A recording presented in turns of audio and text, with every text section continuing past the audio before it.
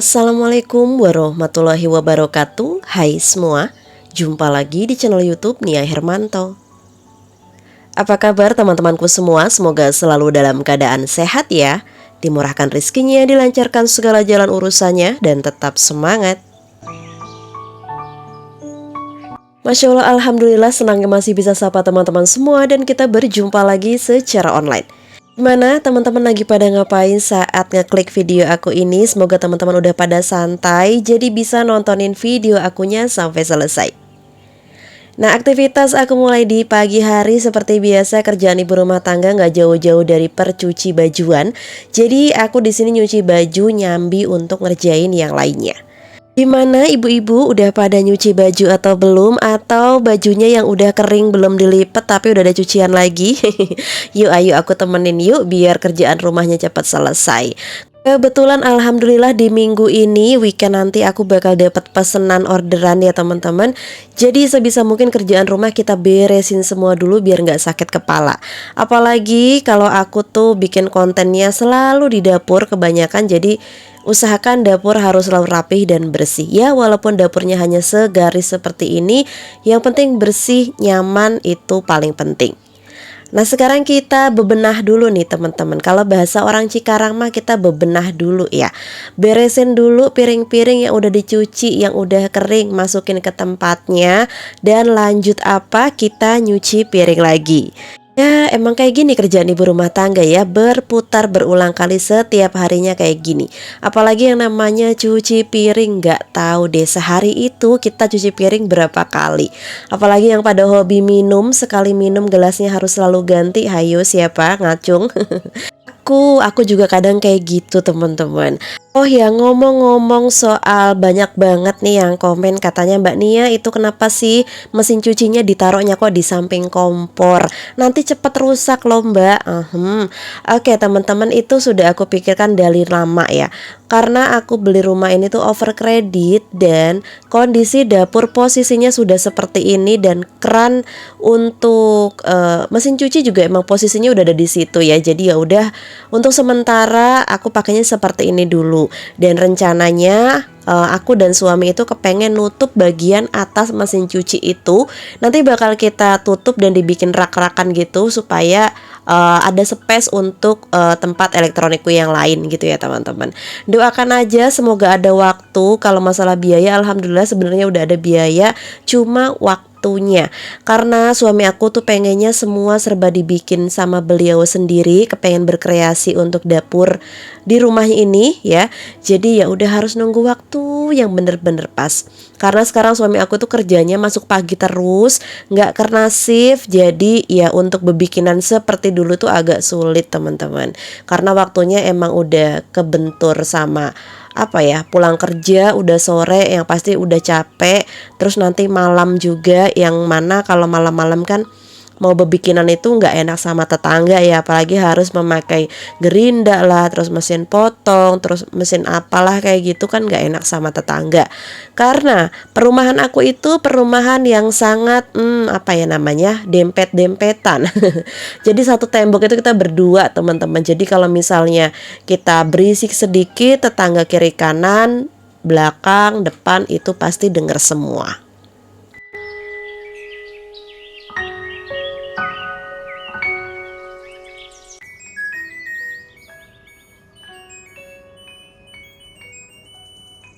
Oke, ini aku udah selesai giling pertama, jadi aku tuh mau 2 kali gilingan cuci ya teman-teman. Nah kebetulan sejak aku ganti mesin cuci ini tuh menurut aku ya, dia emang kelihatan estetik, kelihatan bagus. Cuma minusnya menurut aku dia tuh tidak bisa muat kapasitas yang terlalu banyak. Jadi kalau yang mesin cuci sebelumnya itu kan kapasitasnya dia 8 kilo, bisa aku masukin 6,5 kilo atau 7 kilo baju gitu ya. Tapi kalau yang mesin ini nggak bisa teman-teman, harus 2 kali giling.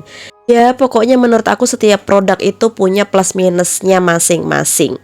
Oke, ini aku langsung jemur aja karena emang kebetulan cuaca lagi panas banget di Cikarang. Tapi kalau sore dia hujan teman-teman. Nah di sini tuh banyak banget yang bertanya kepada aku, Mbak Nia gimana di Cikarang, kena banjir atau enggak?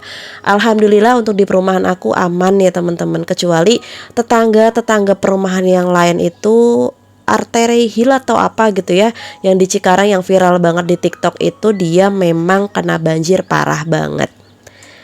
Oke, ini aku udah selesai dan ini tadi aku habis keluar belanja dulu. Kebetulan aku mau masak, kayaknya kangen banget masakan rumah sendiri ya teman-teman. Jadi aku mau masak yang ada stok di freezer aja.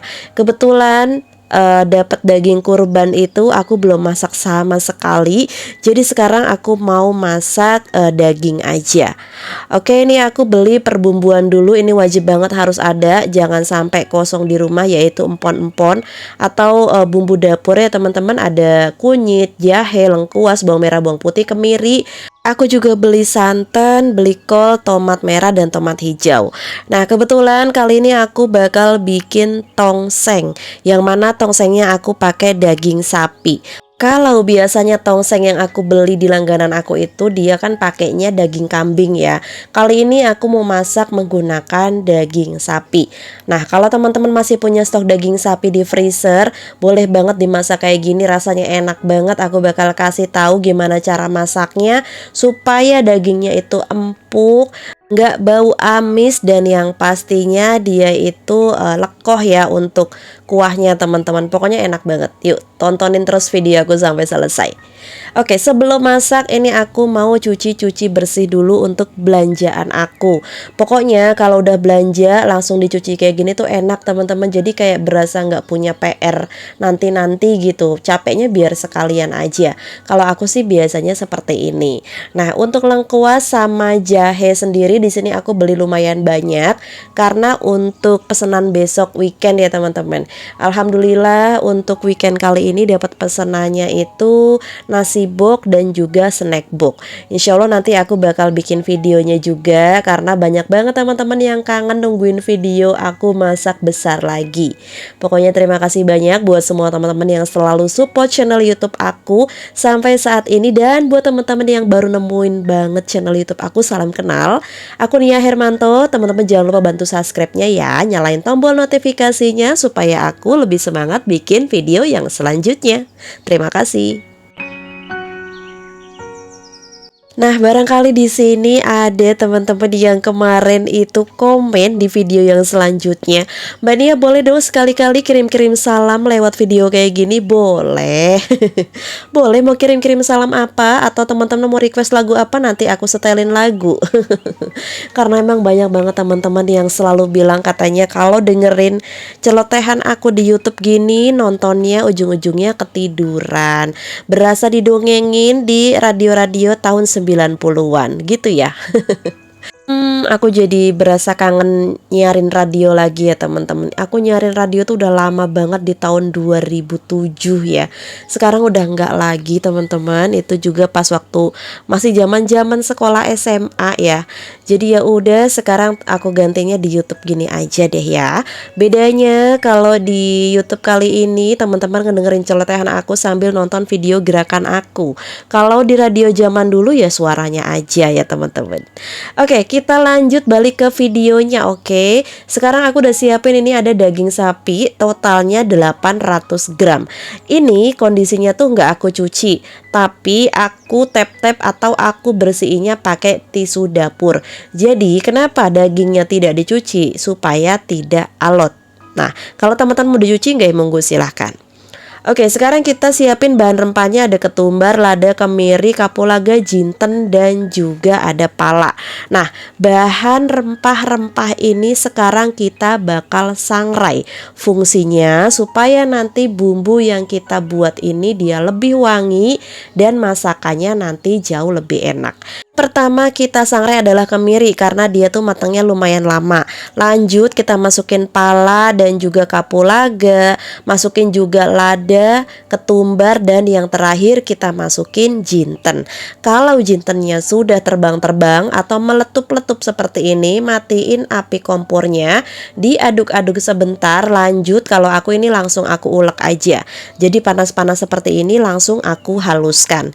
Ini bisa diulek, bisa juga teman-teman halusin pakai blender ya. Kalau aku sih lebih senengnya diulek kayak gini aja, jadi kita bisa tahu nih wanginya, semerbaknya kayak gimana gitu ya. Tapi kalau mau lebih praktis dan simple, teman-teman pakai blender aja. Oke, ini kita ulek sampai teksturnya seperti ini ya, jadi halus. Dilanjut ini bakal aku sisihkan terlebih dahulu. Just info, untuk bumbu rempah yang dihaluskan ini, selain untuk tongseng, teman-teman bisa dipakai untuk campuran gulai, campuran juga rendang juga enak. Lanjut sekarang kita ke bahan bumbu halus. Ada bawang merah, bawang putih, kunyit, jahe, dan lengkuas. Nah, bahan-bahan ini semua bakal aku halusin aja. Di sini aku pakai blender aja ya teman-teman, karena tadi ulekannya udah dipakai untuk bumbu kering. Hari ini aku masak hanya satu menu ini aja, tapi walaupun satu menu ini bisa ngabisin nasi teman-teman, karena suami aku pas pulang kerja makan ini sampai ke malam itu 3 kali makan. Karena emang sesuka itu sama tongseng ya. Jadi tongseng itu nggak harus isinya daging kambing. Teman-teman bisa ganti menggunakan daging sapi ataupun bisa diganti menggunakan daging ayam. Lanjut, ini bumbunya bakal aku kasih tambah daun salam, daun jeruk, dan juga serai yang udah digeprek. Nah, ini yang nggak boleh di skip yaitu tambahin irisan bawang merah. Biar lebih sedap, di sini aku kasih irisan tomat merah dan tomat hijau. Nah, untuk tomat hijaunya ini opsional aja. Kalau semisal teman-teman nggak ada tomat hijau, boleh menggunakan tomat merah aja. Lanjut kita potong-potong untuk daun bawang. Potongnya dia agak manjang, serong gitu aja, atau dipotong panjang biasa juga boleh. Dan untuk cabenya di sini aku hanya menggunakan cabai galak, ada yang dipotong-potong, ada juga yang utuhan. Nah, sebagai pelengkap tongseng, bukan tongseng namanya kalau kita nggak pakai kubis. Jadi di sini aku pakai kol yang udah dipotong-potong seperti ini. Dan sekarang ini udah siap semua bahan-bahan untuk pembuatan tongseng daging sapi. Cara buatnya gampang banget, praktis banget, tapi dia memang agak lumayan lama ya teman-teman. Jadi di sini langsung aja kita masak. Oke, sekarang kita bakal panasin dulu untuk wadahnya. Jadi aku langsung pakai panci aja biar nggak banyak cucian piring. Nah, pancinya kita kasih minyak goreng secukupnya. Lanjut kita goreng untuk bawang merahnya. Kalau sudah setengah matang atau harum, masukin untuk bumbu halusnya. Lanjut, kalau bumbunya udah lumayan wanginya keluar, masukin juga untuk rempah-rempah yang tadi udah kita halusin, seperti kapulaga, jinten, pala, kemiri ya, ketumbar, dan juga lada. Ini kita masukin semua, kita tumis sampai bumbunya itu menyatu dan wangi. Kalau udah seperti ini, masukin untuk serai, daun salam, dan juga daun jeruk. Jangan lupa daun jeruknya disobek-sobek supaya aromanya lebih keluar. Oke, kalau bumbunya udah matang dan tanak, udah pecah minyak, kita masukin untuk daging sapinya. Nah, untuk daging sapinya sendiri, ini aku tidak rebus terlebih dahulu ya. Jadi, aku mau rebus bareng bersama bumbunya. Biar dia tuh meresap sampai ke daging dalamnya, pokoknya ini enak banget teman-teman. Kalau bumbunya udah nyatu sama daging, masukin air. Boleh air mendidih langsung, boleh juga air biasa. Nah, ini aku pakai air biasa aja. Terus dikasih garam sama penyedap rasa sedikit dulu. Habis itu diaduk rata seperti ini, ditutup. Dan dimasak pakai metode 537. Nah, setelah 537 kita kecilin api kompornya, pakai kompor bagian tengah aja. Direbus kurang lebih 15 menit lagi, dan ini kita buka pancinya. Untuk hasil rebusan dari daging sapi dengan bumbu tadi kayak gini. Jadi airnya itu dia menyusut ya teman-teman, agak mengental seperti ini. Kalau udah begini, masukin juga cabai yang dipotong-potong sama cabai utuhan dimasukin aja. Kalau teman-teman mau cabenya dihalusin bareng bumbu halus juga boleh ya. Nah, kita kasih tambah kecap manis. Nah, tongseng itu menggunakan kecap manis, yang mana ada rasa manis-manisnya ya. Nanti ada manis gurih teman-teman. Aku di sini kasih tambah juga garam lagi. Kasih juga gula pasir dan juga penyedap rasa. Di sini aku pakai penyedap rasa sapi, teman-teman. Ini tinggal kita aduk rata aja. Lanjut kita masukin untuk tomatnya. Nah, ini yang bikin seger sih, karena tongseng itu identik dengan manis, gurih, asam, pokoknya enak semua nyampur jadi satu teman-teman. Pokoknya cobain aja resep ini, gampang bikinnya tapi emang agak lumayan lama ya, jadi kudu sabar. Nah, tips dari aku nih, masukan dari aku kalau teman-teman bikin tongseng sekalian yang banyak. Jadi kalau nggak habis bisa diangetin buat besok, itu lebih enak kalau aku ya. Oke, kalau udah seperti itu tadi aku masukin santan dari 1 butir kelapa. Nah, setelah ini kita masukin juga untuk kol yang udah kita iris-iris. Sengaja aku masukin kolnya itu paling terakhiran, jadi supaya tekstur dari kolnya itu tidak lembek alias biar masih crunchy, teman-teman. Nah, kurang lebih untuk santannya itu ada 1 liter lebih sedikit gitulah ya teman-teman. Oke, dimasak santannya itu jangan sampai pecah santan. Jadi harus tetap diaduk pakai api yang sedang cenderung kecil aja. Dan step terakhir jangan lupa dimasukin untuk irisan daun bawang. Kalau teman-teman ada daun seledri boleh ditambah daun seledri. Oke, ini dia tongseng kita udah matang. Ini sedap, seger banget teman-teman, wajib cobain. Ini enak banget. Dan bawang merah goreng ditabur yang lumayan banyak biar makin sedap. Kalau teman-teman mau bikin tongseng pakai daging ayam, bumbunya sama, dibikin kayak gini aja. Yang penting itu jangan lupa diicip rasa. Oke, ini udah matang, seger banget. Aku mau makan dulu pakai nasi anget gini aja udah enak teman-teman.